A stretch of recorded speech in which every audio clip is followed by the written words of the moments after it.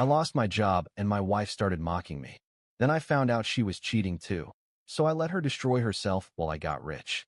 I, 34M, got laid off a few months ago, and my wife, 32F, turned it into a F asterisk asterisk king joke. Not a cute, inside joke. Not something between just us. I mean, she made it public. She made me the punchline. Let me back up. I'd been working at the same tech company for over 6 years. Decent money, remote gig, nothing crazy.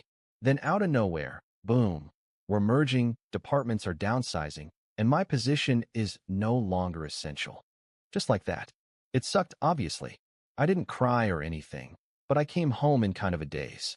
Told my wife, Lisa, and expected at least a little sympathy. Maybe a hug. Maybe we'll get through this. Instead, she barely looked up from her phone and just went, "Damn. So what are you gonna do now? I hope you're not planning on sitting around all day." That hit weird, but I let it slide. I figured she was just stressed. I was too. But over the next few days, she got colder. Like I'd done something to her. She stopped talking to me unless she needed something. And the digs started coming in. You could at least vacuum if you're going to be a house husband. Wish I could just wake up whenever like some people. And then came the dinner with her friends. We were at this little backyard barbecue thing at her friend Megan's house. Just a few couples hanging out. Beers, burgers, all chill, until Lisa decided to get funny. Someone asked how work was going for me, and Lisa cut in with, "Oh, he's taking a gap year. You know, like college kids do. Except he's 34. Then she laughed. Like it was hilarious. Everyone gave those awkward, polite chuckles, and I just sat there like, what the hell? That was the moment. I didn't say anything that night, but inside, something snapped. If this is how she acts when I'm down, what's she gonna do when I really need her? I made a decision right there. From that moment on, I wasn't gonna defend myself. I wasn't gonna beg her to respect me. Instead, I was gonna stay quiet and watch. And the things I found out in the weeks after that, let's just say being unemployed was the best thing that ever happened to me. So yeah, I let Lisa believe I was still unemployed. She thought I was sulking around, job hunting all day, probably feeling sorry for myself. Truth is, I landed a new job just 2 weeks after getting fired. And not just any job. A friend of mine who started a tech startup reached out after seeing my LinkedIn update. He offered me a remote gig, higher pay, flexible hours, no micromanagement. Total upgrade. And I took it. But I didn't tell Lisa. I know. That sounds shady. But you weren't there. You didn't hear the way she kept talking to me. She started referring to me as her third child whenever she was on the phone with people. Told her mom I was going through a midlife crisis. At one point, she printed out job listings and left them on the kitchen table like I was some lazy teenager who needed a push. Every time I tried to talk about our finances, she'd cut me off with, "You don't need to worry about money right now. Just focus on getting back on your feet." Meanwhile, she's spending like we're ballin'. Amazon boxes every damn day. Hair appointments. Spa visits. Takeout for just herself. She even started looking at new couches online. Retail therapy, she called it. It didn't feel like she was stressed. It felt like she was thriving. So I made a second decision. I opened a new bank account under just my name. Every paycheck from my new job, straight into that account. Every bonus, every freelance side gig, tucked away. I paid my half of the bills, sure, quietly. But the rest? I saved. And I started watching. Closely. I noticed weird patterns. She'd leave the house dressed up to run errands. Started working late more often. Except her job is mostly remote too. Her phone was always on silent around me. Screen flipped down. She changed her phone password. First time in 7 years of marriage. Now, I'm not the paranoid type. Or at least, I wasn't. But something was off. Really off. Then one night, I heard her giggling on the phone in the bathroom. Door closed. I crept up. And I swear, I heard a guy's voice through the speaker. I didn't confront her. Not yet. Instead, I took out my laptop. And hired a private investigator. I wasn't gonna accuse her of anything without proof. I needed facts. And what that PI found. It turned this little game I was playing into a full-blown war. Okay, so the PI didn't even need long. Guy was efficient. Day 3, I get a message. "You're gonna want to see this." He sends over photos. There's Lisa, my wife, sitting at some outdoor cafe, laughing, smiling in a way I hadn't seen in months with a man I didn't recognize. Tall, business casual, real. My favorite podcast is about investing energy. They weren't holding hands or anything, but body language? Loud. She was leaning in, touching his arm. And in the last photo, they hugged. Not a goodbye hug. We've been doing this a while hug. I felt sick. Like physically. Had to sit down. Not just because she was with someone else, but because it confirmed what I'd been suspecting. I wasn't crazy. I wasn't imagining things. This was real. The PI got more. Turns out this guy's name was Derek. He worked with her. I remembered her mentioning him once or twice way back, but always as a work buddy. Apparently, work buddy was code for let's meet up twice a week while my husband thinks I'm at Target. I found texts, DMs, emails. She'd been using her tablet for everything. And guess who still had her iCloud logged in from years ago? Me.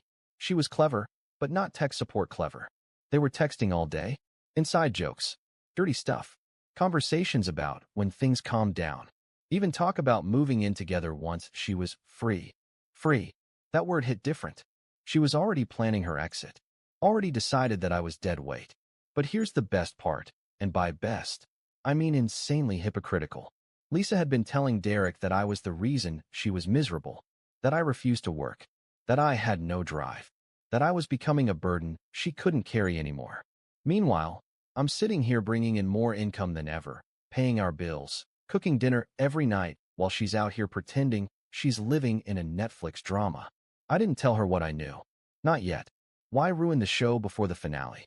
So instead, I played along. I kept acting clueless. Kept letting her feel superior. Watched her lie to my face over and over about where she was, who she was with, what she was dealing with. And every night, I added more to my little folder of receipts. Because when the time came, I wasn't just going to catch her. I was going to expose her. Nicely. Publicly. And with a smile. So a few weeks go by. Lisa's fully living her double life. Playing the stressed-out wife at home, but the flirty free spirit with Derek on the side. And me? I'm just chillin'. Cooking dinner. Doing the dishes. Folding laundry. Playing the role. On paper, I'm the perfect stay-at-home husband. But behind the scenes, I'm stacking paychecks, screenshots, GPS data, email logs, and a whole season of evidence. Then one night, she hits me with the classic. Can we talk? Ah yes. The universal sign for, I'm about to drop some nonsense and pretend I'm the victim. I say sure. I sit down. Play dumb. Even act a little nervous. She goes, I've been thinking. A lot. About us. About everything. Then she launches into this Oscar-worthy monologue about how she's been carrying the emotional weight of the marriage. How I've changed. How I don't try anymore. How she feels like she's losing herself. She even throws in some therapy speak. You've become emotionally unavailable, Nate. I feel like you're just existing. Not really living. Bruh. You mean I'm not living because I'm not out here cheating with Derek? She's got tears in her eyes by the end. Real ones. I'll give her that. Could have won an Emmy. Then she finally drops the line I'd been waiting for. I think we should try a trial separation. Boom. There it is. Now, most people would have reacted. Argued. Got defensive. But me? I just nodded. Calm as hell. Said, okay, if that's what you need. And she looked surprised. Like she expected me to beg. To get angry. She didn't realize I was already 10 moves ahead. I told her I just needed a few weeks to sort some things out first. Wrap up some stuff. She agreed. Figured I'd be out of her hair soon enough. She had no idea I'd already lined up a lawyer. Already rented a condo under a fake LLC. Thank you, tech job perks. Already prepped an exit plan that made her look like the one who ghosted. But I wasn't done yet. Because now it was time to really lock in the finale. So I bought two things. A nice new watch. Something flashy. Something she'd notice. A discreet nanny cam that looked like a regular speaker. I set it up in the living room. Right by the couch where she always FaceTimed Derek. And I waited. Waited for her to get comfortable. Waited for her to let her guard down. Waited for her to say the things I already knew on camera. Because if she wanted to play games, I was going to build the highlight reel. And when it was done, I'd hit her with the surprise of a lifetime. To be continued. All right. So, the nanny cam is live. It's disguised as one of those little Bluetooth speakers. Modern, sleek, blends right in. Lisa loves it. Says it classes up the living room. Yeah, babe. It sure does. Especially in 1080p. The thing is motion activated and sends clips straight to my cloud drive. Every time she walks into the room, boom. Recorded. Now, I'm not expecting her to do anything wild in the house. She's sneaky. But words? She loves to talk, especially when she thinks she's won. And sure enough, 3 days after the "we need to talk" conversation, I hit the jackpot. She's on the couch, glass of wine in hand, FaceTiming Derek. I'm upstairs pretending to sleep, but my phone buzzes. Motion detected. Living room cam. I peek. I watch. I listen. And man, she's lit. She's talking about how she finally got Nate to agree to a separation. Says it's only a matter of time before he moves out and gives her space to breathe. Then she laughs, this nasty little laugh, and goes. Honestly, I think he's just relieved I didn't call him out for being useless. He still thinks I don't know he's been looking for jobs, but let him play house a little longer. It keeps him quiet. Oh really? Let me play house? Then Derek asks, so when can I come over for real? And Lisa, my wife, says, soon. Maybe next week. I'll make sure he's out for the day. I've waited long enough. I saved that clip in 3 folders, 3 different drives, and even emailed it to myself with the subject: foolproof divorce evidence, do not delete. She wasn't just emotionally checked out. She was mapping out my exit so her affair partner could enter. And just when I thought I'd seen enough, she goes in deeper. Starts talking about our savings account. How I don't even know what's in it anymore. How she's just moving a little at a time, so I don't notice. Oh no, sweetheart. I noticed. You thought you were moving pieces on the board. But the truth is, you're a pawn in a game you didn't even know was being played. At this point, I had everything. Proof of the affair. Proof of her intent to screw me over financially. Video and audio of her bragging about it. A financial paper trail. A PI report thicker than a Game of Thrones script. So I called my lawyer and said 2 words. It's showtime. Now all I needed was the perfect moment to go nuclear. And lucky for me, our wedding anniversary was right around the corner. So, our wedding anniversary rolls around. 8 years of marriage. 8 years of forever. At least, that's what we said in front of our friends and family. This time, she barely mentions it. No gift, no card, just a casual. Should we do something low-key this year? Sure, Lisa. Let's keep it low-key. Now here's where it gets good. I tell her I invited a few people over for dinner. Just close friends, like we used to. She acts surprised but agrees. Probably figures she can use it as one last performance before she officially makes her exit. I spend all day cooking. Table set, candles lit, playlist on, wine chilled. Real romantic setup. She even gets dressed up, thinking maybe I'm trying to win her back. Sweetie, I'm about to win everything. So the guests arrive. A few couples we've known for years. Small talk, drinks, good vibes. Lisa is playing the doting wife, laughing, touching my arm, saying things like, Nate's been trying so hard lately. It's cute. I smile. Sip my wine. Let her dig. Dinner's served. Everyone's eating, chatting. Then someone asks me, so Nate, how's the job hunt going? Before I can answer, Lisa cuts in again. Oh, he's got it down to a science now. Wakes up at 10, scrolls Indeed for 15 minutes, then takes a nap. It's like spiritual unemployment. Everyone chuckles. Some awkward, some not. I just nod. Then I say, actually, I've got a surprise for everyone. Lisa perks up. A surprise? I go to the hallway and grab a thick, black folder. Drop it right on the table. It makes a nice little thud. I look around and say, this is a timeline of everything I've been doing since I lost my job. The room quiets. Lisa's smile freezes. I open the folder and slide a few things across the table. My offer letter from the new job. Pay stubs from the last 3 months. A screenshot of my new bank account balance. A printed transcript of her FaceTime call with Derek. Still frames from the nanny cam. A summary of the PI report. One by one. I don't say a word. Just let the paper speak. Lisa goes pale. Tries to laugh it off like it's a joke. What is this? Some kind of prank. I look her dead in the eyes and say, no, Lisa. This is me showing you the same respect you've shown me. Nobody's laughing anymore. You could hear a fly pass out. Then I stand up, smooth out my shirt, and say, by the way, the condo is ready. I'll be moving out tomorrow. My lawyer will be in touch. Oh, and Derek? Tell him I said good luck. His wife might be calling him soon. Lisa tries to speak, stutters, actually, but the damage is done. Her friends are staring at her like they've never seen her before. I walk out. Calm. In control. No yelling. No tears. Just silence and power. And man, it felt good. So I leave the dinner. Didn't even look back. I drove to my new condo. Clean, modern, peace-filled. Had a beer on the balcony. Put my phone on Do Not Disturb. Slept better than I had in months. Meanwhile, Lisa was getting absolutely torched. Apparently, right after I left, one of our friends, Megan, her ride or die, just looked her dead in the face and said, "Is all that stuff true?"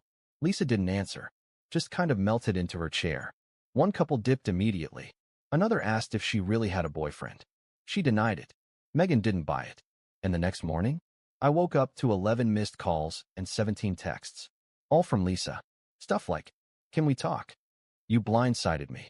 I didn't mean for things to go this far. Please, let's fix this." Nope. She had months to talk. She chose to mock me instead. She chose Derek. Now she can keep Derek. Except plot twist. Derek's not exactly single. That little detail came out real fast once my PI ran a background check. Yep, Derek's married. With 2 kids. And guess who got an anonymous email with a highlight reel of her husband's extracurriculars? Mrs. Derek. She didn't just call Lisa. She showed up at her job.